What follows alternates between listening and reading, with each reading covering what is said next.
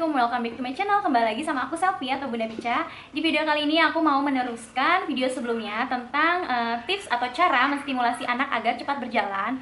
Dan di sini aku mau memberitahukan kepada mom semua tentang hal-hal apa saja yang harus diperhatikan ketika mengajarkan si kecil berjalan. Ada 4 hal yang moms harus perhatikan ketika moms mengajari atau menstimulasi si kecil belajar berjalan. Sebelum kita lanjut ke dalam pembahasan, jangan lupa untuk subscribe dulu Bunda Pica untuk mendapatkan informasi, tips parenting, rekomendasi, review, dan sebagainya.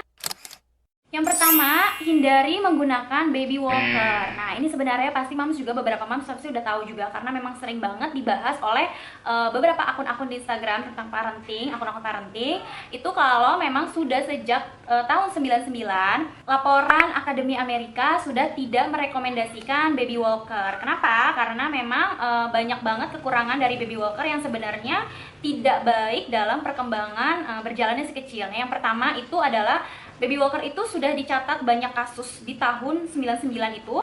Banyak banget anak balita yang dibawa ke rumah sakit akibat kecelakaan yang disebabkan mereka menggunakan baby walker. Kenapa? Karena biasanya karena kita merasa aman memberikan baby walker tanpa pantauan. Jadi mereka, anak si kecil yang ditinggal di baby walker bisa berjalan sendiri gitu kan. Dia kalau mau meraih apapun, meraih sesuatu yang ada di sana, dia bisa menjalankan si baby walkernya tanpa harus dia berjalan. Jadi cuma dengan gerakin kaki aja atau ngedorong aja itu bisa memberikan efek dia berjalan gitu kan. Jadi dia bisa meraih benda-benda yang bisa dijangkaunya, dan itu mendengarnya aja kita udah aduh itu membahayakan karena tanpa pantauan oleh orang tua.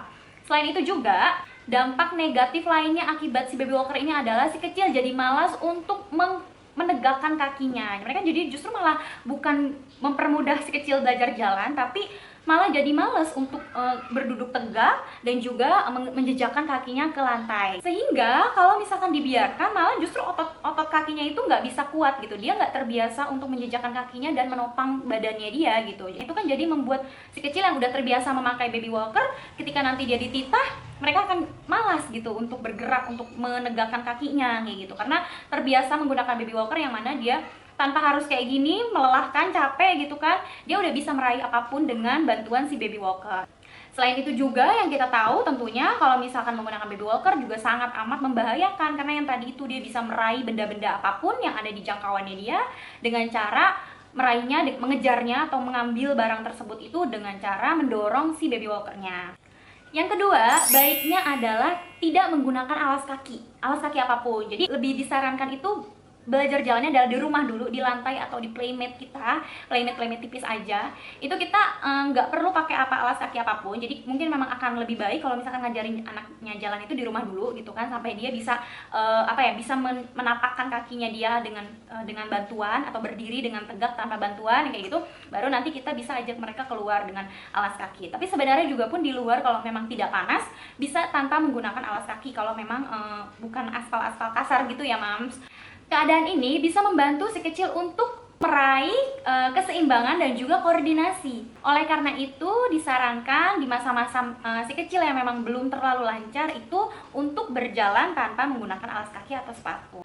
Nah, yang ketiga adalah lepaskan gendongan. Nah, seperti di video aku yang sebelumnya, aku juga sudah menyarankan kalau misalkan moms memang mau melatih si kecil untuk banyak bergerak, banyak memperkuat kakinya, ototnya, dan juga mau memulai dia untuk percaya diri atau berani, lepaskan gendongan. Jadi di waktu-waktu tertentu aja kalau memang harus banget menggendong, tapi kalau memang tidak, nggak perlu yang sering-sering digendong. Jadi biar anak itu belajar untuk mendapatkan atau meraih sesuatu yang dia mau itu dengan cara berusaha, mungkin dengan harus merangkak dulu atau dia mau berdiri agar lebih cepat gitu kan.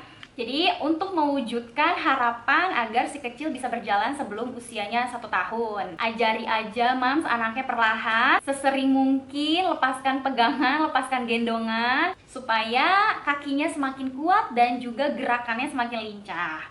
Yang keempat, pastikan area ia berlatih berjalan itu adalah area yang aman ya. Kalau misalkan di rumah, kita walaupun dipantau, tapi pastiin juga si kecil itu tidak berada di area yang tidak aman, tidak safety gitu. Tempat-tempat yang datar, jadi bukan kasur-kasur, karena kalau kasur takutnya dia tidak seimbang, malah oglek-oglek gitu kan. Ataupun di tempat-tempat, khususnya kalau misalkan si kecilnya udah mulai bisa melangkahkan 1 atau 2 nih, tidak di tempat-tempat yang banyak jangkauan barang-barang yang bisa pecah belah ataupun barang-barang yang tidak aman gitu. Jadi memang seharusnya di tempat ruang tamu yang memang luas. Jadi misalkan ada pajangan-pajangan atau apa itu bisa disingkirkan dulu biar anak bisa leluasa. Kalaupun nanti dia tiba-tiba jalannya lebih cepat, terus takutnya nubruk atau apa, nggak sengaja jangkau kan, jadinya takutnya berbahaya. Nah itu, jadi disingkirin dulu agar tidak terjadi kejadian yang tidak diinginkan. Oke, segitu aja tips aku tentang hal-hal yang harus diperhatikan ini ketika si kecil belajar berjalan.